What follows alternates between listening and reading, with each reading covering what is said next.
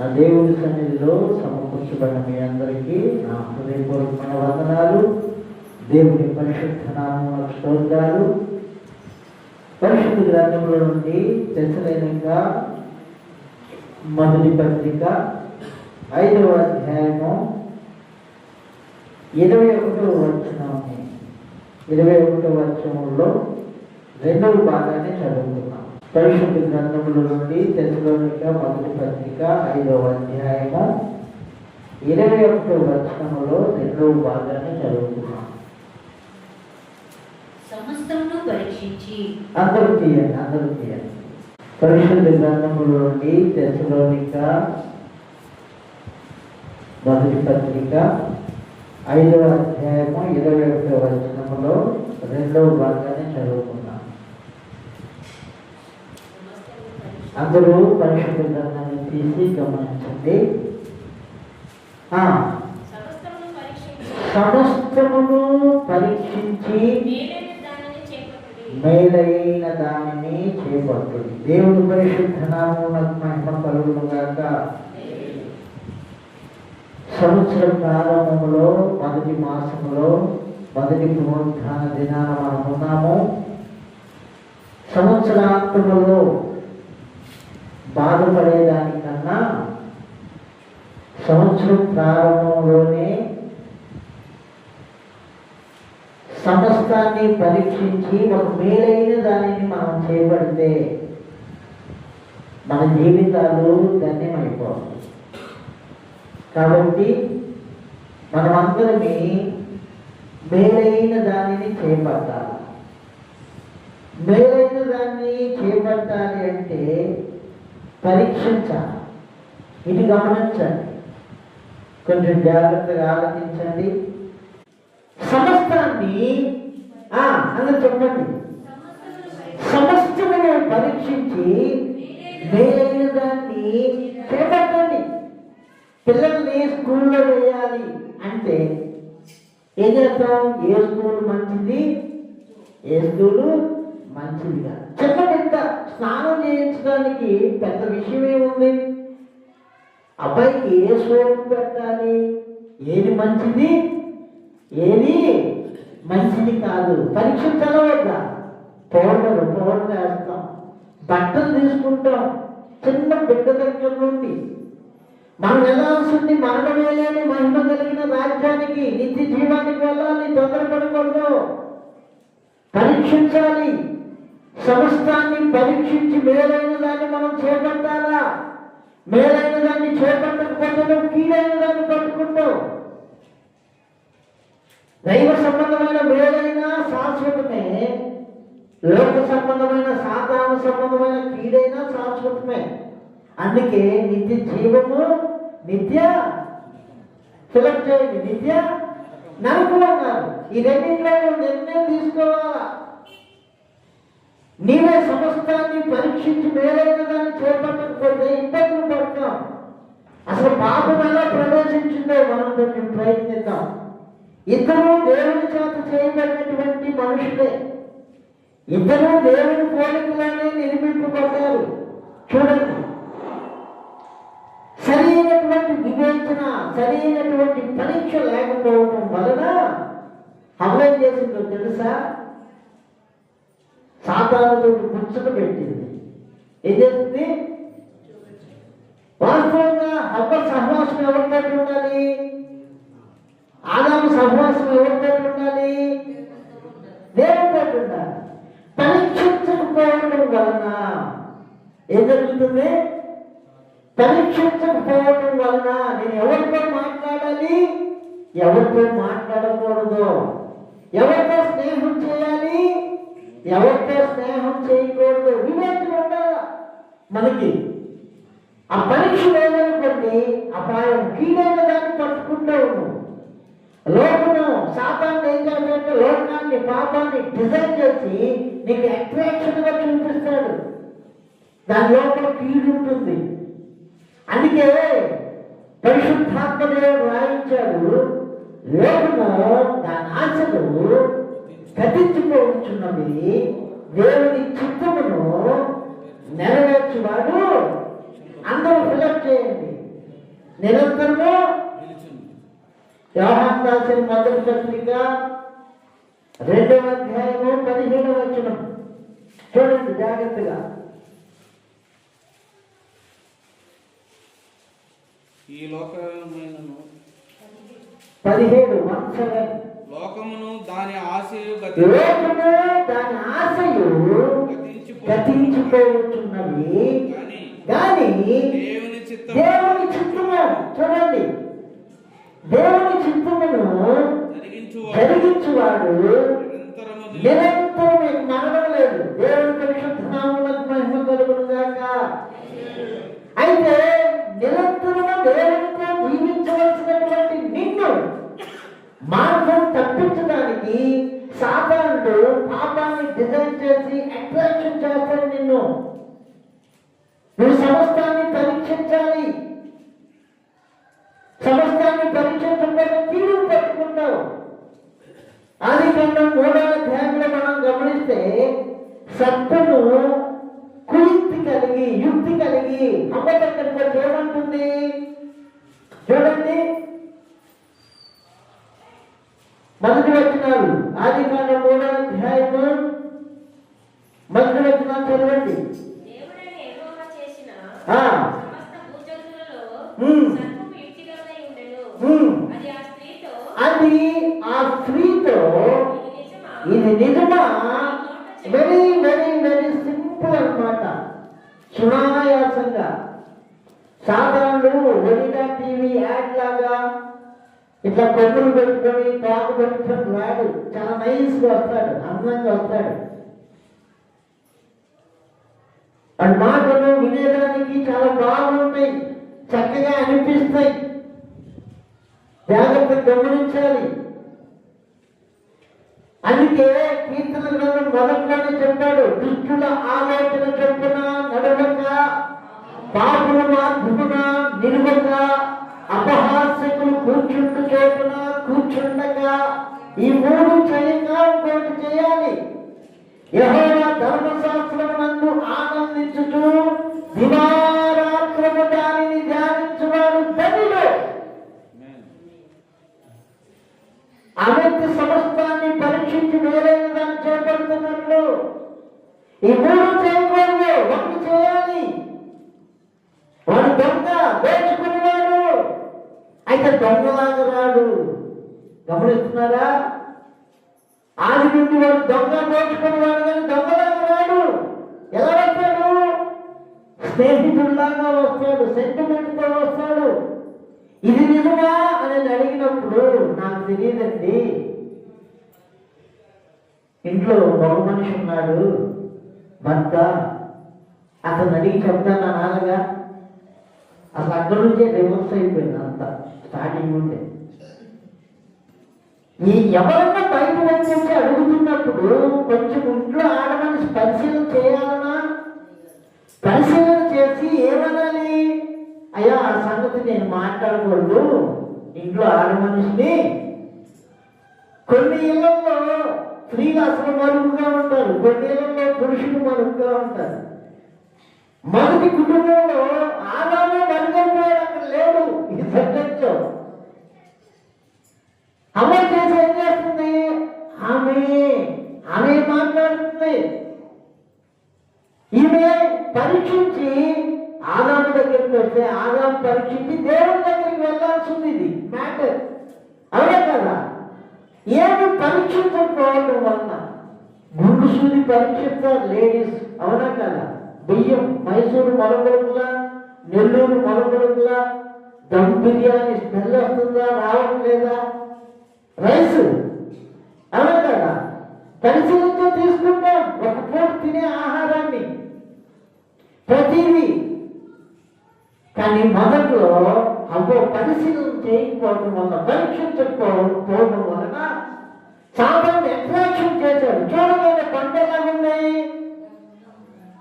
చెప్పండి, పంట ఎలాగుంది?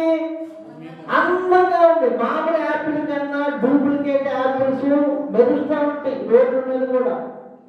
తీరా చూస్తే మైనం ఉంటుంది దానిపైన, మైనం కడుపులో వెళ్తే కడుపులో నొప్పి వస్తుంది. పరీక్షించాలి మనము. ఇవేం చేసింది? పరీక్షించకుండా మొత్తం లిస్ట్ అంతా చెప్పేసి మీరు చావనే చావరు అంటాడు వాడు. తండ్రి ఏమన్నాడు? ఆ పండు తినగా నిశ్చయముగా నేను చచ్చెదరు అని అన్నాడు. నానా చేతులు కడుక్కోకుండా భోజనం చేసి ఇన్ఫెక్షన్ అయితే తల్లిదండ్రులు చెప్తారు. ఏం కాదు, చేతులు కడుక్కోకుండా తిని చూడు, అసలు టేస్ట్ చూడు ఎట్లా ఉండిద్దో. సోపు ఉండింది. గోరు ఇంత పొడుగుంటి ఇంత పొడుగుంటి గోరు నీట్గా తీసుకో అంటాడు తండ్రి తల్లి. స్నేహితులు ఓకేమంటుంది? ఉండాలి బ్రో సి ఏంటి ఉండాలి. దానివల్ల ఏంటి ఎఫెక్ట్?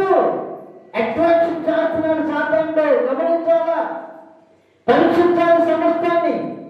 ఏమేం చేసింది? శోధింపబడి అది ఎలా ఉంది? పండు కన్నులకు రమ్యంగా ఉందంట, అందంగా ఉందంట. ఏం చేస్తుంది చూడండి ఒకసారి.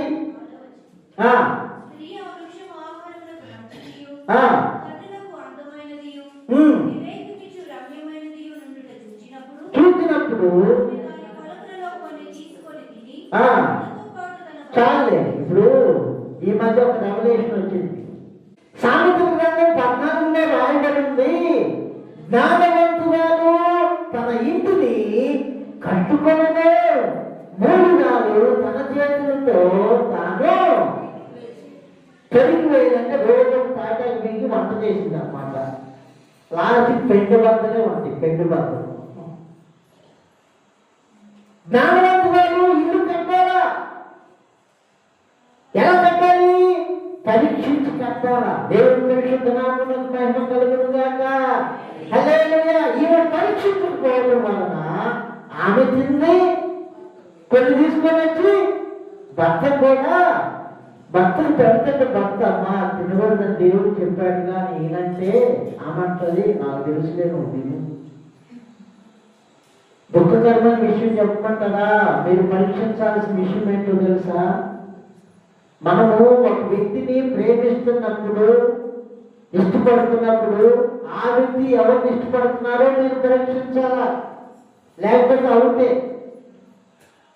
భార్య ఏమో భర్తను ప్రేమిస్తుంది, భర్త ఏమో డైరెక్ట్ సాతాన్ని ప్రేమిస్తున్నాడు.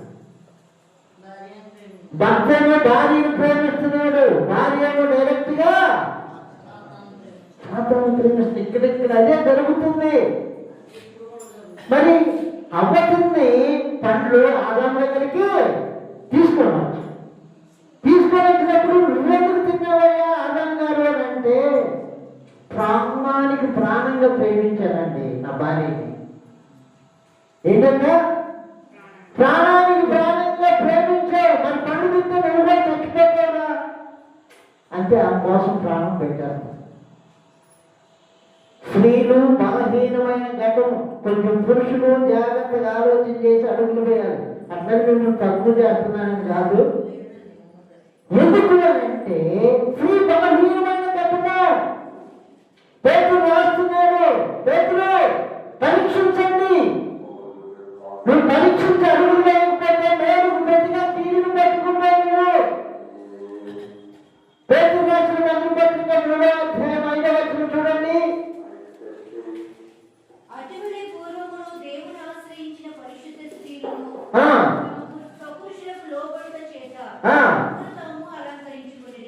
కింద కింద 7వ వచనం.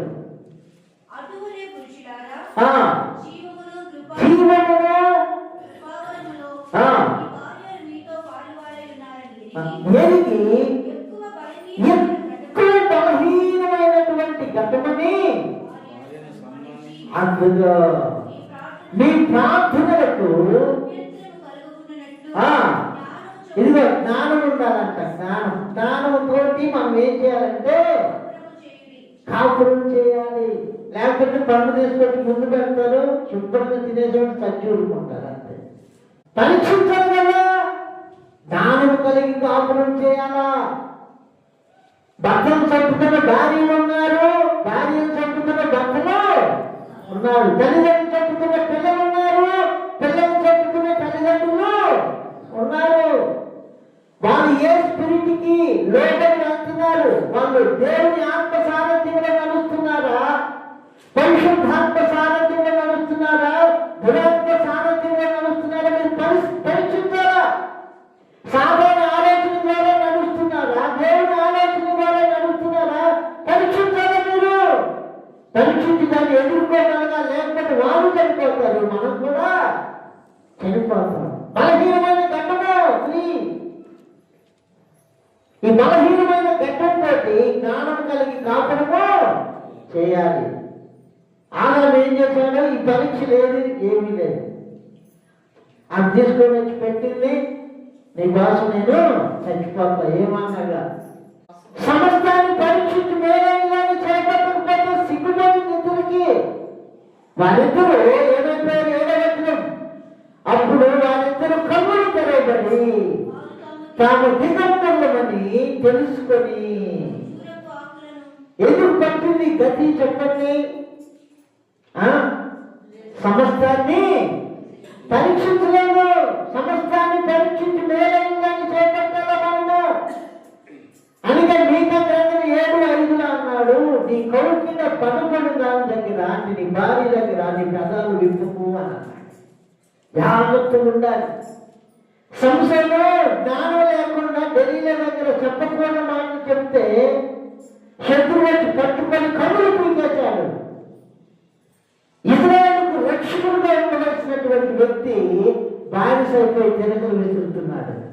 కారణం ఏంటి? పరీక్షించలేదు. ఇది నిజమైన ప్రేమ, ప్రేమలాగా కనబడుతున్న ద్వేషమా? పరీక్షించాలి, మనం పరీక్షించాలి. సమస్తాన్ని పరీక్షించుకోవడం వల్ల మరణం వచ్చింది. సంశయం గురించి రాయబడి ఉంది. అతను ప్రాణానికి ప్రాణంగా ప్రేమిస్తే ఆ వ్యక్తిని అనుదినము విసిగించిందంట. న్యాయాధిపతుల గ్రంథం 16:16 చూడండి. యవనస్తులైన వారు జాగ్రత్తగా ఉండాలి. మనము సాతానుడు భయంకరమైన యుక్తితో వస్తున్నాడు. ఆమె అనుదినమును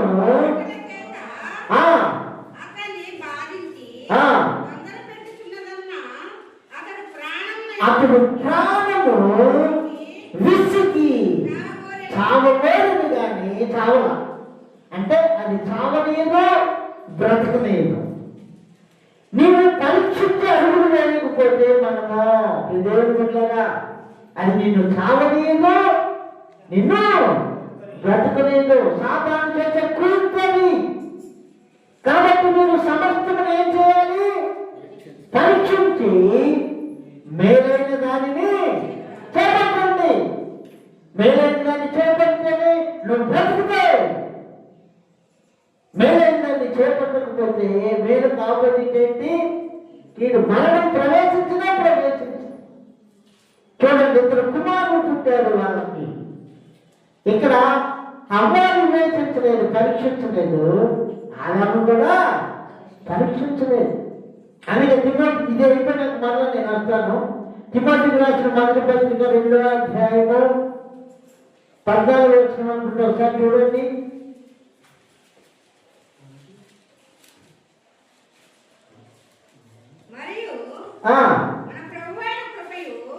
అమ్మా, తిమోతికి రాసిన 1వ పత్రిక 2వ అధ్యాయము. మరియు ఆదాము మోసపరచబడలేదు కానీ స్త్రీ మోసపరచబడి అద్దుతో ఆమె పడింది. ఆమె వెనక ఆమె ఉచ్చులో ఈయన పడ్డాడు. అర్థమైందా? అంటే ఆదామన్నా పరీక్షించి ఈ మాట దేవుడికి చెప్పుకుంటే ఇంకా ఉండదు. అవునే కదా? ఆదాము కూడా పరీక్షించలేడు. పరీక్షించకపోవడం వల్ల మోసపోతాం మనం. అది బిజినెస్ అయినా, సేవ అయినా, ఏదైనా. సంఘం కూడా విశ్వాసము చాలా జాగ్రత్తగా ఉండాలి. మత్తయి సువార్త 24వ అధ్యాయంలో పదే చెప్పాడు, నా పేరున అనేకులు వచ్చి మిమ్మల్ని మోసం చేస్తారు, మీరు జాగ్రత్తగా ఉండాలి. వాక్యము కాకుండా, వాక్యము కానిది ఏదైనా సంఘంలో మీరు మోసపోతున్నారనే స్థితిలో మొత్తం ఇప్పుడు ఎవరు పరీక్షించాలి దీన్ని? చెప్పండి, ఎవరు పరీక్షించాలి? సౌండ్ తక్కువ వస్తుంది. తల్లిదండ్రులు పరీక్షించాలా? వాస్తవంగా దేవుడు చెప్పిన మాట ఏంటో తెలుసా? యవ్వన స్త్రీలు వివాహం చేసుకొని పిల్లల్ని కని గృహ పరిపాలన సరిగ్గా చేయాలి. అది దేవుడు నియమించింది. ఒకప్పుడు నేను చిన్నప్పుడు ఆడపిల్లని రోడ్డు మీద చూడాలి అంటే ఈవినింగ్ టైంలో నీళ్ళు కొట్టేటప్పుడు కాసుకోవడం ఉండాలన్నమాట. అక్కడ బావుల దగ్గర, బోర్డుల దగ్గర ఒకవేళ ఎవరైనా చూడాలి అనుకుంటే కూడా ఆ నీళ్ళు అయిపోయాయి అనుకోండి, కనబడరు. ఇల్లు ఉంచేటప్పుడు బయట. ఇప్పుడు గాంధీ గారు చెప్పినట్టుగా స్వతంత్రం వచ్చేసింది. అర్ధరాత్రిలో ఆడమనిషి తిరగాలనుకుంటే ఆడపిల్లలు మగపిల్లలు కలిసి తిరుగుతున్నారు. కారణం ఏంటంటే తల్లిదండ్రులకి వివేచన లేదు, పరీక్ష లేదు. పరీక్షించే సమస్తాన్ని పరీక్షకు మేలని చేపట్టట్లా. సమాజం పాడైపోతుంది, అభివృద్ధులైపోతున్నారు పిల్లలు. జాగ్రత్త గమనించుకోవాలి తల్లిదండ్రులు. స్త్రీలు వదిలేస్తే కష్టం, ఎక్కడ పోతారు? వదిలేస్తే ఇక్కడ పాడైతే అయ్యారు, నిత్యనరకానికి వెళ్ళిపోతారు కదా. అది ప్రాబ్లం. పరీక్షించాలా? భర్త భార్యను పరీక్షించాలి, భార్య భర్తని పరీక్షించాలి, తల్లిదండ్రులు బిడ్డల్ని పరీక్షించాలా. అలా పరీక్షించకపోతే చూడండి, స్త్రీ మోసపట్టబడింది కదా. ఆదికాండం 34వ అధ్యాయము 1వ వచనం చదవండి. ఆదికాండం 34. లేయా యాకోబునకు నేను కుమార్తె అయిన దేనా దేశపు కుమార్తెలను చూడ వెళ్ళాను. ఆ దేశము చాలే ఇంకా కింద మీరు చదువుకోండి. అక్కడ ఏం రాయబడిందో తెలుసా? ఆ రాజ్యాన్ని, ఆ దేశాన్ని పాలించే అధిపతి ఆ వ్యక్తి పైన కన్నేసి దీనా పైన ఆమెను పాలు చేసను అని. నా డౌట్ ఏంటంటే, యాకోబు ఎంత మంచి బతిపడండి. వివేచన ఉండాలనా యాకోబుకి? లేయాకు ఉండాలనా? చిన్నమ్మ రాహేలుకు ఉండాలా? ఇంకెద్దరు చిన్నమ్మలు ఉన్నారు. ఒక తల్లి, 3 చిన్నమ్మలు, ఒక తండ్రి, 11 మంది అన్నలు ఉన్నారు. ఏం చేస్తున్నారు? ఏమి లేకపోవడం వల్ల ఆ బిడ్డ జీవితం కుక్కలు చుట్టూ ఇచ్చినాకైంది. సమస్యని పరీక్షించి మేలని చేపట్టలేదు. తర్వాత దీన పేద కనబడదండి. అక్కడ బిడ్డల్ని కనటం కాదు గొప్ప సంగతి. బిడ్డల్ని దేవుని నామకరణత కొరకై మనం పెంచాలి. దేవుని పరిశుద్ధ నామములకు మహిమ కలుగును గాక. మన బిడ్డలు దేవునికి సాధనాలుగా మార్చబడాలి. అలా మార్చబడాలి అంటే ఆదాము అవ్వలకు ఉండవలసింది ఏంటో తెలుసా? సమస్తాన్ని పరీక్షించి మేలులను చేపట్టాల. వాళ్ళు చేపట్ల ఫెయిల్ అయిపోయారు. 4వ అధ్యాయం పడతాం మనం. 4వ అధ్యాయం ఆదికాండం 4వ అధ్యాయము చూద్దాం. 4వ అధ్యాయం 4వ వచనం. హేబేలు కూడా తన మందలో తులుసూలను పుట్టిన వాటిలో క్రొవ్విన వాటిని కొన్ని తెచ్చెను. యెహోవా హేబేలును అతని అర్పణను లక్ష్య పెట్టాను. అతని అర్పణను లక్ష్య పెట్టాను. కయ్యూనును అతని అర్పణను ఆయన లక్ష్య పెట్టలేదు. ఎందుకని గమనించండి. ఎందుకని? హేబేలు సమస్తాన్ని పరీక్షించాడు. ఈ సృష్టిని నా కోసం చేసింది నా దేవుడు, నన్ను తన రూపంలో చేసింది నా దేవుడు, నాకు ఈ జీవాన్ని ఇచ్చింది నా దేవుడు, నాకు ఆయుష్నిచ్చింది నా దేవుడు, నన్ను కనుపాపాలే కాచి కాపాడుతుంది నా దేవుడు. నా దేవుడి కన్నా ఎక్కువగా నాకేమీ లేదు. సమస్తాన్ని పరీక్షిస్తే తేలిన ఫలితాంతం ఇది. కయ్యోనికి పరీక్ష ఏం లేదు. ఇదిగో మీరు ఆ పాటలో చూస్తే నీకు ఇష్టమైనదైన సాకులో కయ్యాన్ని ఏం చేస్తాడు తెలుసా? ఇట్లా కొనేస్తాడు, ఇట్లా కొనేస్తాడు. ఇద్దామా వద్దా, ఇద్దామా వద్దా. హేబేలును అతని అర్పణను అంగీకరించడానికి కారణం ఏంటంటే సమస్తాన్ని పరీక్షించి హేబేలు ఏం చేశాడు తెలుసా? తన మందులో పుట్టినటువంటి తొలిచూరు దాన్ని, కొలిపిన దానిని ఏం చేశాడు? చెప్పాలి అందరూ. నీ జీవితం నా దేవుని హస్తాల్లోకి వస్తే దేనికి ప్రమాణం అయిపోయింది అని నువ్వు పరీక్షించాలి కదా. ఇచ్చే విషయంలో మనసాగరం ఇవ్వగలగాలి దేవునికి. ఇక్కడ చూడండి, లేవియా కాండము 27:30.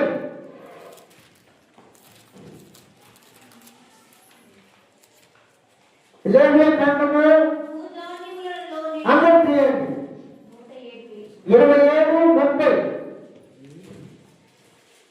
భూదానములలోనేమి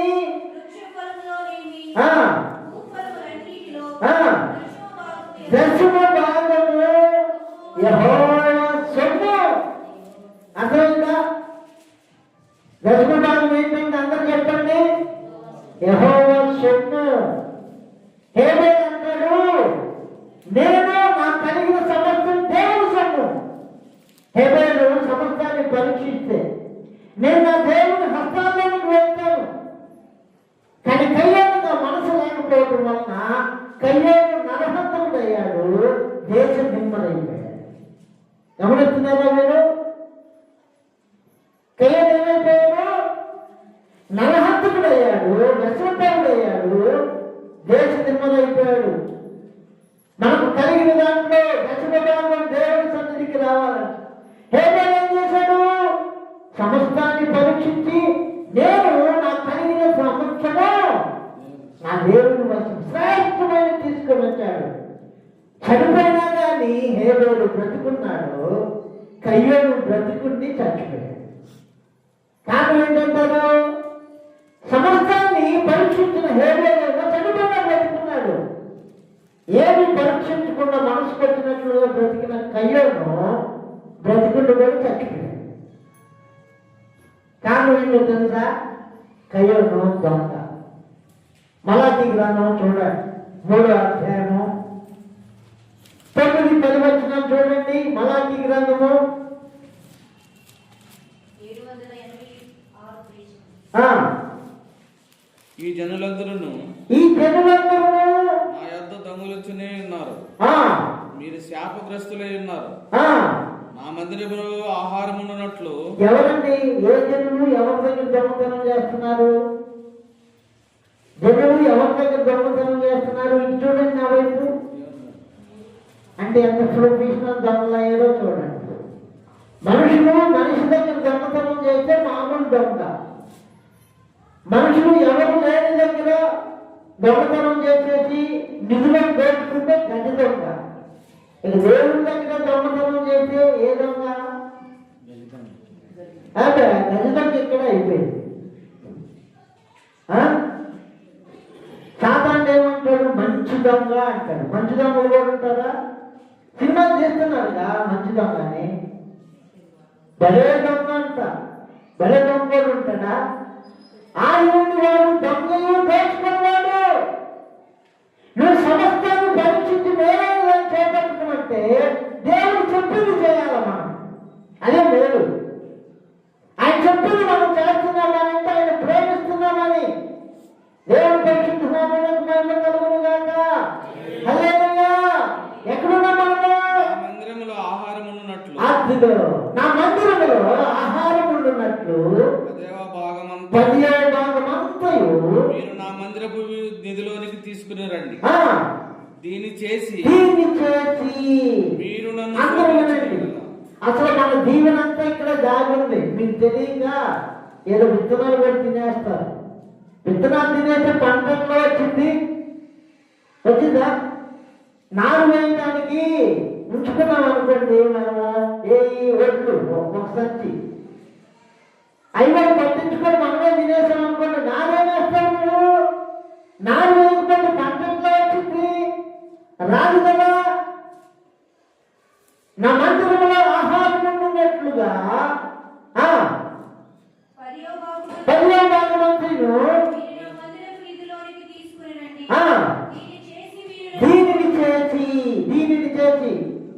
ఆ, మీరు నన్ను శోధించి మీరు నన్ను అడగండి, నన్ను శోధించిన ఎడలా నేను ఆర్థిక చూడండి, మనం విత్తేది ఒక్క విత్తనమేనండి. నా వైపు చూడండి, ఇది తెలియాలా సూత్రం మీకు. ఈ చిన్న పరిచర్యలో నేను ఎవరి దగ్గర చేయి చాచకుండా, అప్పు చేయకుండా, ఈఎంఐ పెట్టకుండా, చిట్టిపాటు లేకుండా, హాస్పిటల్ పాలవకుండా, పిల్లలు చదువు లాగకుండా, రోడ్డు రేట్లు లాగకుండా బ్రతుకుతున్నామంటే ఒకే ఒక్క సూత్రం ఇదే. ఎక్కడ కానుకొచ్చినా 100 రూపాయలు మొదలుకొని 1,00,000 దాకా వచ్చినాయి నాకు. 5 రూపాయలు మొదలుకొని, రూపాయలు మొదలుకొని 1,00,000 రూపాయలు దాకా వచ్చింది. మొట్టమొదటిగా మేము చేసే పని ఏంటి అంటే, భారతం గారు నేను దశభాగం తీసుకున్నాను. దేవుడే సాక్షి, దేవుడి సన్నిధిలో చెప్తున్నాను మాట. టెక్ మహేంద్ర దగ్గర మా చిన్నోడు కడుపులో ఉంటే సోలారం నుంచి నడుచుకొని వెళ్ళి సేవ చేసాం.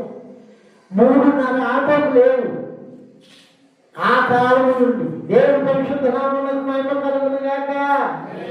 నువ్వు ఎప్పుడైతే విత్తనం విత్తుతావో అది మొలకెత్తుతుంది, అది చెట్టు అవుతుంది, అది పోగొస్తుంది, పిండొస్తుంది, కాయ అవుతుంది, పండు అవుతుంది. ప్రతి పండులో విత్తనం ఉంటుంది. అదే బ్లెస్సింగ్. దేవుడి పరిశుద్ధ నామమునకు మహిమ కలుగును గాక.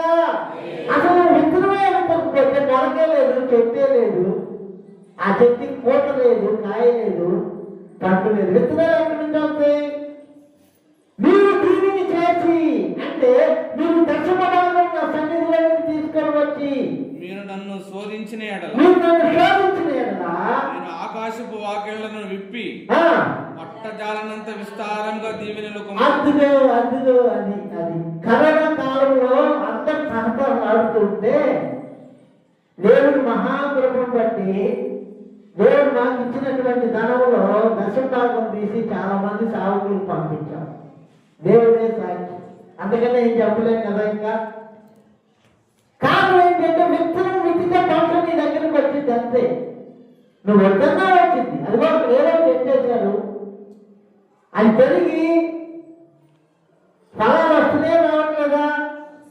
నువ్వు విత్తుకో దేవుడి సన్నిధిలో. ఆకాశపు వాక్యములను విప్పి పట్టజాలని విస్తార దీవెనలను కొట్టవస్తాడా దేవుడు.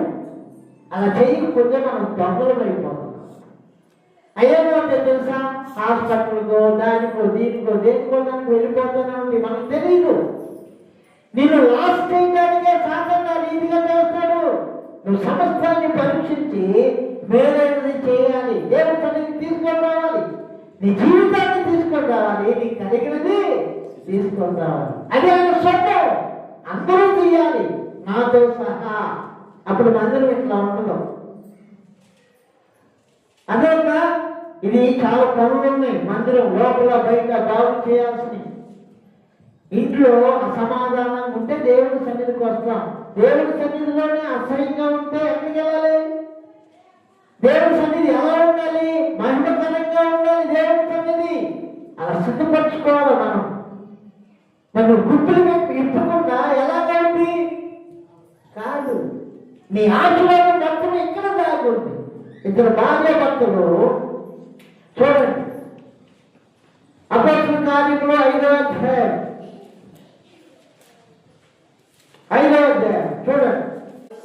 దేవునికి ఇవ్వడానికి పొలాన్నే అన్నారంటే వీళ్ళు భక్తులా కాదో చెప్పండి. ఎవరిని వీళ్ళ మనసుని ట్రాప్ చేశారు? వీళ్ళ మనసుని ఎవరు ట్రాప్ చేశారు? మరి అప్పుడు పరీక్షించాలి కదండి. అర్థమైందా? దుఃఖకరమైన విషయం చెప్పమంటారా? వీళ్ళు పరీక్షించకపోవడం వలన డబ్బు అక్కడే ఉండి 2 ప్రాణాలు పోయింది. 2 చనిపోయారు. దేవుడు ఏమన్నాడు? నా మందిరంలో ఆహారం ఉండున్నట్లుగా 10వ భాగము తీసుకొని రండి. మీరు నమ్మినా నమ్మకపోయినా మీ ఆశీర్వాదము ఈ మాటలోనే ఉంది. మలాకి గ్రంథం 3:10లో దాగుంది. అనవసరంగా ప్రాణాలు పోగొట్టుకున్నారు మీ దేవుడు బిడ్డలారా.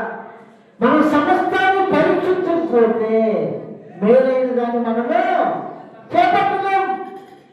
కీడుకే ఎప్పుడైతే మనం పరీక్షించి పట్టుకుంటామో, 2 స్త్రీలు ఒక ఆమెమో బెత్లెహేములో నుండి మోయాబు దేశానికి వెళ్ళి రిక్తురాలైపోయింది. ఏమా, బెత్లెహేం అంటే రొట్టెలు ఇల్లు కదా, నీకు ఆ మాత్రం జ్ఞానం లేదా? ఆశీర్వాదం ఎక్కడుంది? దేవుని సన్నిధిలో కదా ఉంది. నువ్వు ఎందుకు మోయాబు దేశానికి వెళ్ళిపోయావు? రూతు గ్రంథంలో రాయబడింది. మీరు గమనిస్తున్నారా? బెత్లెహేం అంటే రొట్టెలు, సమస్తాన్ని పరీక్షించాలి కదా. పరీక్షించుకుంటే ఏమేం చేసింది? మోయాబు దేశానికి వెళ్ళి చూడండి రూతు గ్రంథంలో 220 పేజీలు. చదవండి. న్యాయాధిపతులు ఏలిన దినములందు ఆ. దేశములో కరువు కలుగగా, ఆ. యూదా బెత్లెహేము నుండి ఒక మనుషుడు తన భార్యను తన ఇద్దరు కుమారులను వెంటబెట్టుకుని మోయాబు దేశమున కాపురమునకు వెళ్ళెను. ఆ మనుషుని పేరు ఎలీమెలెకు, ఆ. అతని భార్య పేరు నయోమి. అతని ఇద్దరి కుమారుల పేర్లు మగ్లోను, కిలియోను. వారు యూదా బెత్లెహేము వారైన ఎఫ్రాతీయులు. వారు మోయాబు దేశమునకు వెళ్ళి అక్కడ కాపురముండిరి. నయోమి పెనిమిటి ఎలీమెకు చనిపోయిన తరువాత ఆమెయు ఆమె ఇద్దరు కుమారులను నిలిచిండిరి.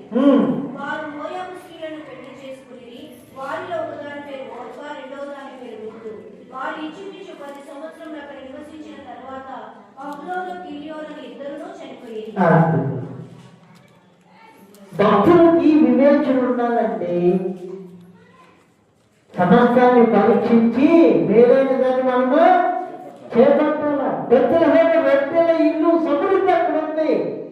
మోయాబు దేశంలో మరణం ఉంది. ముగ్గురు పోగొట్టు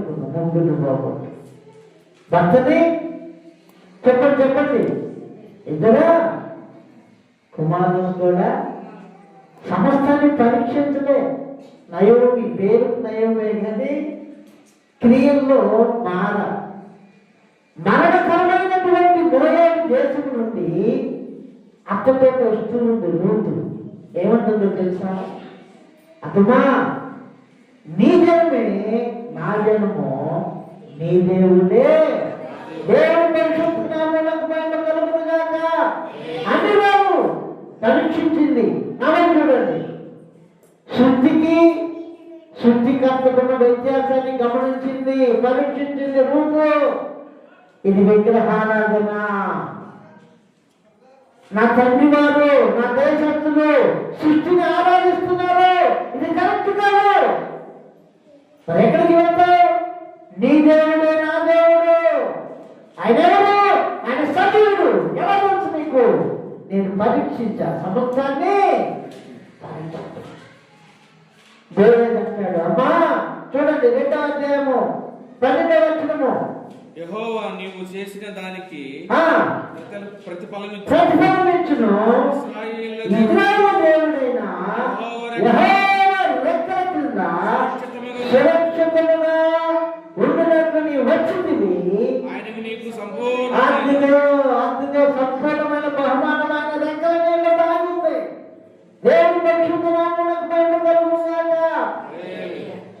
బెత్లెహేము నుండి మోయాబు దేశమునకు వెళ్ళి ఏమీ పరీక్షించకుండా నయోమి ఏమో అసంపూర్ణమైపోయింది. రిక్తురాలుగా మోయాబు దేశము నుండి బెత్లెహేముకు వచ్చినటువంటి రూతు సంపూర్ణమైన బహుమానం పొందుతుంది.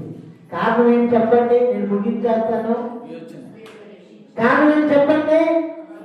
సమస్తాన్ని పరీక్షించి మేలైనదని చేపట్టడం.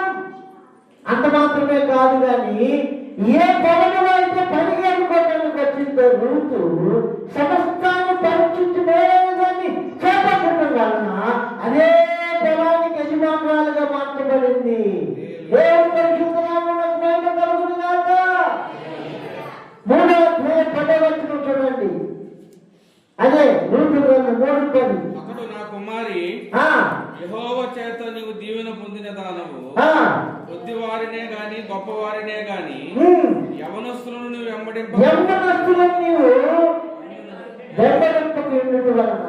నీ మునుపటి సత్తు ప్రవర్తన కంటే వెనుపటి సత్తు ప్రవర్తన మరి ఎక్కువైనది. దేవుని పరిశుద్ధ నామమునకు మహిమ కలుగునుగాక. ఎలా ఉంటుందండి అలాగా? అసలు సత్ప్రవర్తనే లేదు మనకి. మునుపటి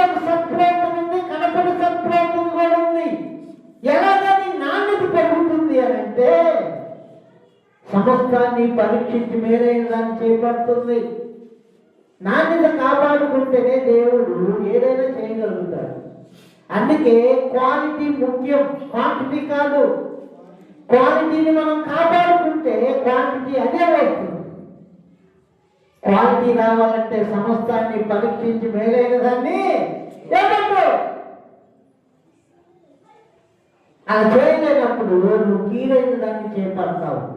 చూడండి 4వ అధ్యాయం 13వ వచనంలో రాయబడింది, కాబట్టి బోయజు రూతుని పెళ్లి చేసుకొని ఆమె యొద్దకు చాలు యెహోవా ఆమె గర్భవతినట్లుగా అనుగ్రహించిన కనుక ఆమె కుమారుని కని ఆర్థిక సంపూర్ణమైన బహుమానం. కుమారుడు అంటే విజయము.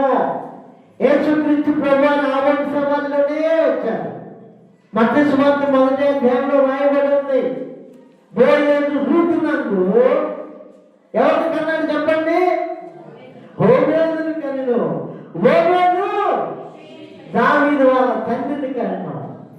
దావీదు వచ్చాడు, నా యేసయ్య దావీదు కుమారుడా అని పిలుచుకున్నాడు ఆయన. దేవుని పరిశుద్ధ నామమునకు మహిమ కలుగును గాక. ఒక అన్నిలోనండి ఎలా వచ్చింది? క్రీస్తు యొక్క వంశవల్లానికి కుమారుని ఎలా పొందుకుంది? విజయాన్ని ఎలా పొందుకుంది? సమస్తాన్ని పరీక్షించి మేలైన దాన్ని చేపట్టు. మన దేవుడు పిల్లరా, మారు మనసైనా బాప్తిసమైనా పరిశుద్ధాత్మ నింపుదలైనా ప్రభువారాధనైనా దేవుని రాకడైనా సమస్తాన్ని పరీక్షించి మేలైన దాన్ని చేపడితేనే ఆయన సన్నిధికి వెళ్తాం రేపటి రోజున. లేదంటే కీడు సాతాను పట్టు చూపించేసి సమస్తమును పరీక్షించి ఒకసారి చదువుతారా? మనం ముగించుకుందాం. ఒకసారి చదవండి. తెసలోనిక మొదటి పత్రిక 5:21 వచనంలో 2వ భాగం, సమస్తమును పరీక్షించి ఇదిగో అబ్బాయిలకు అమ్మాయిలు చేసుకుంటున్నా పరీక్షించాలి. అందం చూడకూడదు. అందం మోసకరము, సౌందర్యము, రక్తము. ప్రత్యేక జీవితం గురించి స్టడీ చేస్తే గుండెలు బయలుపడి నాకు. మనమేమో లోకంలో ఉన్నాం కదా, లోకంలో ఉన్నాం కదా, లోకంలో ఉన్నాం కదా, ఇదే మాట మాట్లాడతాం. నా దేవుడు అన్నాడు, వారి జంతువులతో నీ జంతువులు కూడా కలవలేయద్దు అన్నాడు. నిజం. సమస్తాన్ని పరీక్షించి మనం ఏం చేయాలి? మేలైన చేపట్టు. వ్యక్తిగత జీవితాన్ని ఎలా కట్టుకోవాలి? ఎవరితో మాట్లాడాలా, ఎవరితో మాట్లాడకు. భార్య భర్తని పరీక్షించాలా, భర్త భార్యని పరీక్షించాలి. భార్య భర్తలిద్దరూ బిడ్డలను ఎక్కడున్నారు? ఆదివారం రోజున చర్చికి వెళ్ళారా, వెళ్ళలేదా? బైబిల్ చదువుతున్నారా లేదా? అని పట్టించుకోకపోతే దీనాలాగా చచ్చిపోతారు. ఇంకేం లేదు. సమస్తాన్ని పరీక్షించి మేలైన దాన్ని చేపట్టాలి. సంఘం కాపరి సంఘాన్ని పరిశీలన చేయాలా, పరీక్షించాలి. ఏం వెళ్ళిపోతుంది? గమనిస్తున్నారు, నెమ్మది కోరుకొని వెళ్ళిపోతూ ఉంటారు. పరీక్షించాలి. నేను గొర్రెలకు మంచి కాపరిని, నా గొర్రెల కోసం నేను ప్రాణాన్ని పెడతాను. అది వస్తున్నాడు దొంగ దోచుకున్నాడు. సముద్రంలో మొదలేసి పెడితే కాపర్లు ఉన్నారు. ఒడ్డున దమ్ములో ఉన్నటువంటి చేపలు దొంగతనం చేసే కాపర్లు కూడా ఉన్నారు. పరీక్షించాలి. పరీక్షించకపోతే కష్టం. దేవుడు బిడ్డలారా, జీవితాన్ని పరీక్షించుకుందాం. గుడ్డకి సేవ పెట్టినట్టు వెళ్ళిపోయినటువంటి ప్రమాదం. నీ జీవితం నా దేవుని హస్తాల్లోకి వచ్చిందంటే ఆకాశపు వాక్యాలను విప్పి పట్టగానే దీవెనలు పడుతుంది. నీ కోసం ఎదురు చూస్తుంది దీవెన, ఆశీర్వాదం. ఒక మంచి నిర్ణయాన్ని తీసుకో. సమస్తాన్ని పరీక్షించు, మేలైన దాన్ని చేపట్టు, చరిత్రలో నిలిచిపో. దేవుని ఘనమైన వాక్కులను మన అంతరంగాల్లో స్థిరపరిచి భద్రపరిచి నెరవేర్చును గాక.